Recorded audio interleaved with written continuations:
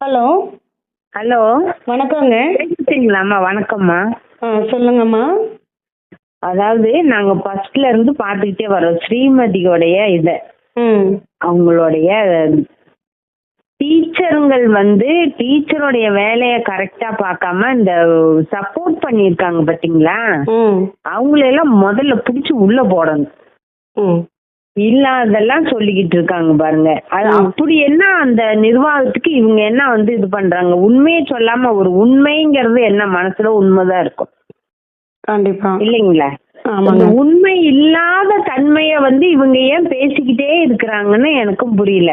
அந்த தாய்க்கு ஒரு எப்படி வேதனை இருக்கும், ஒரு குழந்தைய 17 வருஷம் வளர்த்தி அந்த குழந்தைய வந்து ஒவ்வொன்றும் அடிச்சு கொள்றதுக்கு இவங்க என்னம்மா இது பண்ற? அதை எப்படிம்மா ஏத்துக்க முடியும்?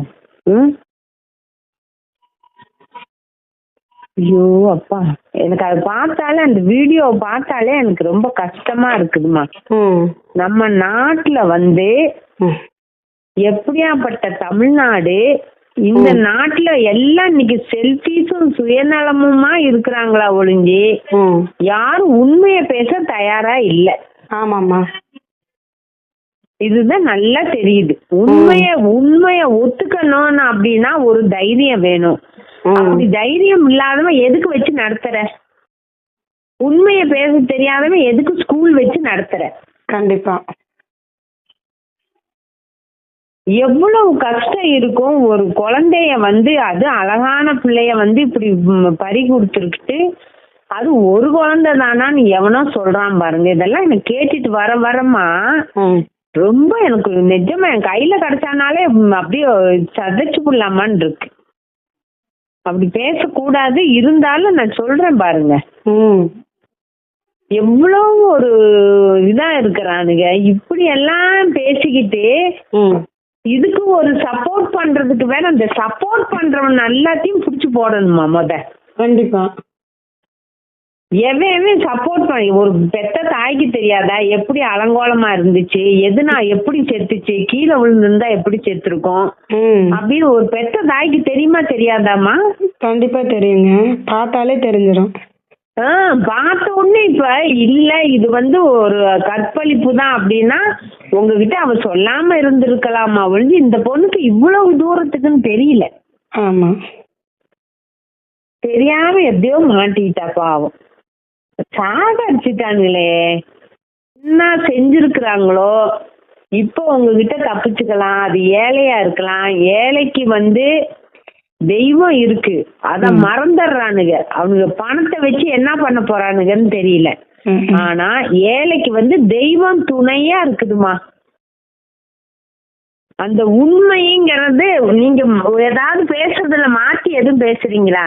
சொன்னதுதானே நீங்க சொல்றீங்க. ஒன்னும் மாத்தி மாத்தி மாத்தி மாத்தி பேசுறது வந்து ரொம்ப ஏத்துக்கவே முடியல. அவனுங்க மாத்தி பேசுறானுங்க.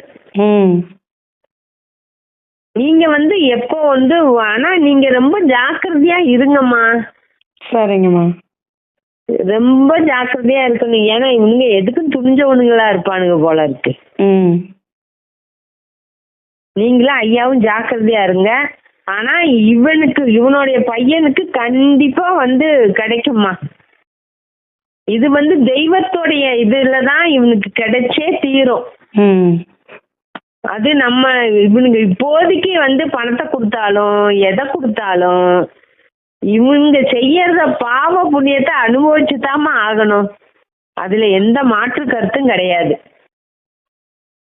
அதனால நீங்க வருத்தப்படாதீங்க. எனக்கு ரொம்ப ஆனா அப்பெல்லாம் பாவம் நீங்க ரொம்ப அந்த அடிச்சுக்கிட்டுலாம் இங்க இருக்கிறத பார்த்தா ரொம்ப கஷ்டமா இருந்துச்சுமா. ஒரு தாயோட இது நானும் ஸ்கூல்ல எச்சமா தான் இருக்கேன். ஆனா இப்படி வந்து ஒரு இது பண்ணுவாங்கன்னு கொஞ்சம் கூட இது இல்லையாம்மா. பிரைவேட் ஸ்கூல்லாம் இப்படியாமா இருக்கும்? அதானே. ஏன் நீங்க அதுக்கு தான் இறைவன் ஒரு தடவை வந்து நமக்கு ஒரு சிக்னல் கொடுக்குறான் பாத்தீங்களா? அந்த சிக்னல்லே நம்ம வந்து அதுக்கப்புறம் நம்ம அங்க போவே கூடாதுமா. எனக்கு அது ஒண்ணு மனசுல பட்டுட்டே இருந்துச்சு. இறைவன் சிக்னல் கொடுத்திருக்கானே, இந்த சிக்னல்ல இவங்க அத பூர்ணமா ஏத்துக்கலையே. எனக்கு தாங்க அந்த முண்டை சாந்தி முண்டை இருக்காளே, ஆமா. அவ எனக்கு சும்மா சும்மா போன் அடிச்சாங்க. பிள்ளைய கொண்டாந்து போன் அடிச்சா கூடமா? அம்மா, நீங்க இந்த போன் சரி புள்ள நல்லா படிக்கிற புள்ளன்னு கூப்பிடுறாளாட்டுக்கு அப்படின்னு ஏமாந்துட்டேங்க. அந்த கொலகாரி இப்படி பண்ணுவான்னு, இப்படி பழி வாங்குவா, என் பிள்ளைய கொல்லுவான்னு நான் ஒரு கனவு கூட காணலைங்க. இது இறைவன் எங்கேயாவது ஒரு இடத்துல கொடுப்பாமா, நமக்கு ஒரு அறிவுரை கொடுப்பான். அது கொடுத்தும் நீங்க அத மாத்தனதுதான் எனக்கு ரொம்ப மனசுக்கு இதா இருக்கு. இந்த பிள்ளை சாகாமையாவது இருந்திருக்கும். மார்க் எடுக்காட்டி போகுதுங்கம்மா. மார்க்குக்காக கொண்டு சேர்க்கலுங்க. இந்த முண்டை என்னை சும்மா சும்மா கூப்பிட்டாலே, சரி ஒரு பிரின்சிபாலே கூப்பிடுறாளேன்னு மதிச்சாங்க. நான் மதிச்சதுக்கு எவ்வளவு மதிப்பு குடுத்துட்டா பாத்தீங்களா? அவ்வளவு மதிச்சு போனீங்கல்ல, இப்ப எப்படி அவ மதிப்பு குடுத்திருக்கா? அந்த கொலகாரி இப்படி பண்ணுவான்னு நான் நினைச்சு கூட பாக்கலங்க. கொலகாரி. அவ 2 பிள்ளைய வச்சிருக்கா, அவ தின்னுடுவா. 2 பிள்ளையும் தின்னுட்டு தெருவுல நிப்பா கண்டிப்பா. இல்லம்மா, கண்டிப்பா இந்த உங்களுக்கு உள்ள இத அவங்க அனுபவிச்சே ஆகணும். அனுபவிக்கல அப்படின்னு சொன்னா இறைவனே இல்லைன்னு அர்த்தம். இறைவனே இல்லைன்னு தான் அர்த்தம்.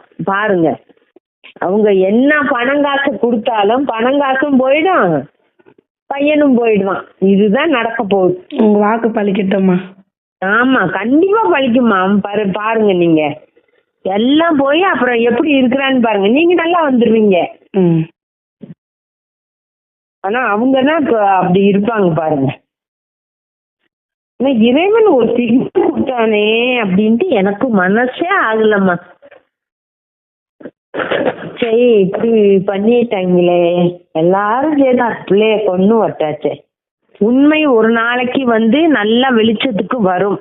கண்டிப்பா. எவ்வளவு பணம் கொடுத்தாலும், எவ்வளவு இவங்க ஆட்கள் இருந்தாலும், பெல்ட் எந்த பெல்ட்டா இருந்தாலும் சரி, இதுக்கு எல்லாம் இறைவன் பதில் சொல்லியே ஆகணும். அதுக்கு சொல்றதுக்கு இவங்க ரெடியா இருக்கணும். அப்பதான் அவங்களுக்கு அதோடைய கஷ்டம் புரியுமா? இல்லைன்னா புரியாது. உங்களுடைய கஷ்டம் உங்களுக்கு என்ன, ஒரு புள்ள தானே, அது எவனோ சொல்றானேம்மா, ஒரு புள்ள தானே அப்படிங்கிறான். ஒரு புள்ளைன்னா அவ்வளவு சீப்பா போச்சு அவனுக்கு. வருத்தப்படாதீங்க. நீங்க என்ன ப்ரொசீஜரு எல்லாத்துக்கிட்டையும் சொல்லி நீங்க அதை பண்ணிக்கிட்டே இருங்க. சரிங்கம்மா. எதுக்கும் தளர்ந்துடாதீங்க. கண்டிப்பாம்மா. என்ன பாப்போம், என்னதான் ஆகுதுன்னு பாத்துடலாம். சரிங்கம்மா. சரிப்பா, வச்சுட்டுங்களா? ஸ்ரீமதிக்காக குரல் கொடுத்ததுக்கு நன்றிம்மா. சரி, நன்றிம்மா. நன்றி.